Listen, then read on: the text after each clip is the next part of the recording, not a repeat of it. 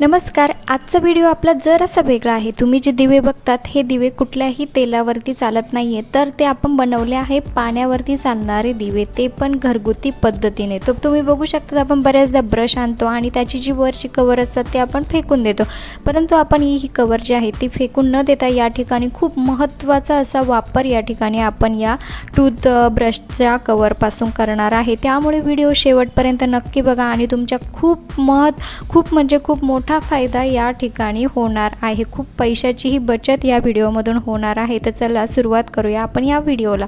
तर सर्वात आधी आपल्याला हे जे ब्रशचे जे वरचे कवर असतात ते आपल्याला गोल आकाराचे छोट्याशा साईजचे आपल्याला या ठिकाणी कात्रीच्या साहाय्याने कट करून घ्यायचे आहे. बघू शकतात अशा पद्धतीने तुम्हाला हे वरचं ब्रशचं जे कवर आहे ते कट करून घ्यायचं आहे गोल साईज आकाराचं. आणि जास्त मोठी साईज नसली तरी चालेल, छोट्या साईजचंच आपल्याला या ठिकाणी करून घ्यायचं आहे. मी जवळपास 3 तुकडे या ठिकाणी कट केले आहे. मला 3 तुकड्यांची इथे गरज आहे. त्यानंतर मी याच्या सेंटरला सुईने असं होल पाडून घेतला आहे. जास्त मोठं होल देखील पाडायचं नाही आहे. सुई मी थोडीशी नॉर्मल गरम करून घेतली होती, त्यामुळे इझी होल पडतं. बघू शकतात असं एक छिद्र तुम्हाला पाडून घ्यायचं आहे. त्यानंतर आपल्याला लागणार आहे या ठिकाणी वात. कापसाची वात मी या ठिकाणी घेतली आहे.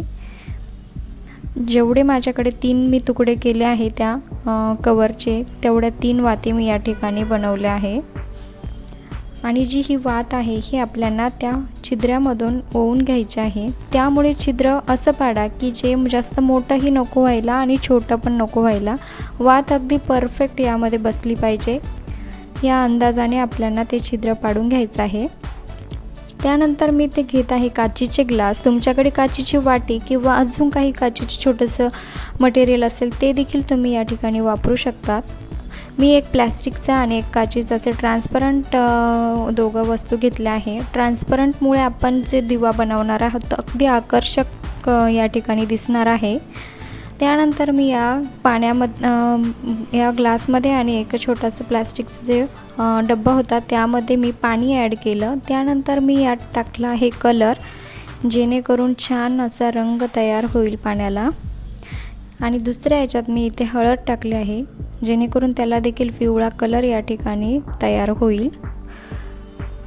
बघू शकतात आपण पाण्यामध्ये तुमच्याकडे कुठलाही जो कलर असेल तो घ्यायचा. त्यानंतर आपल्याला या दोघांमध्ये थोडंसं तेल ॲड करायचं आहे, जे गोड तेल असतं आपल्याकडं. ते जास्त गोड तेल नाही टाकलं तरीही चालेल, थोडंसं फक्त या ठिकाणी टाकायचं आहे, जेणेकरून वरती एक गोड तेलाची लेअर तयार होईल. त्यानंतर आपण जी वात बनवली होती त्याचा वरचा भाग आपल्याला तेलाने भिजवून घ्यायचा आहे. अगदी थोडा बोटाच्या साहाय्याने तुम्हाला वातीला तेल लावून घ्यायचं आहे. अशा प्रकारे पूर्ण वातीला तेल लावलं नाही तरी चालेल. आणि जी वरचा तेलाचा भाग आपण लावला आहे तो आपल्याला वरती ठेवायचा आहे. आणि अशा पद्धतीने आपल्याला त्या पाण्यामध्ये ही वात ठेवून द्यायची आहे.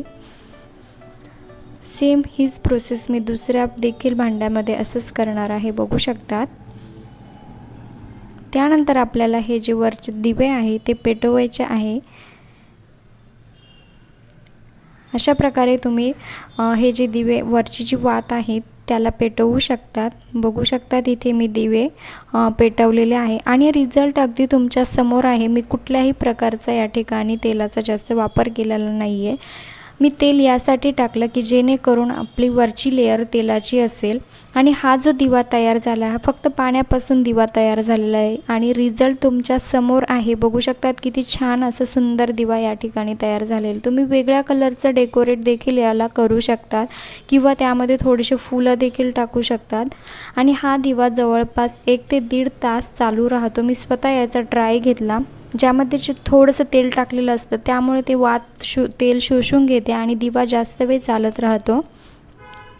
तुम्ही बड्डे किंवा देवासमोर देखील हे दिवे लावू शकतात.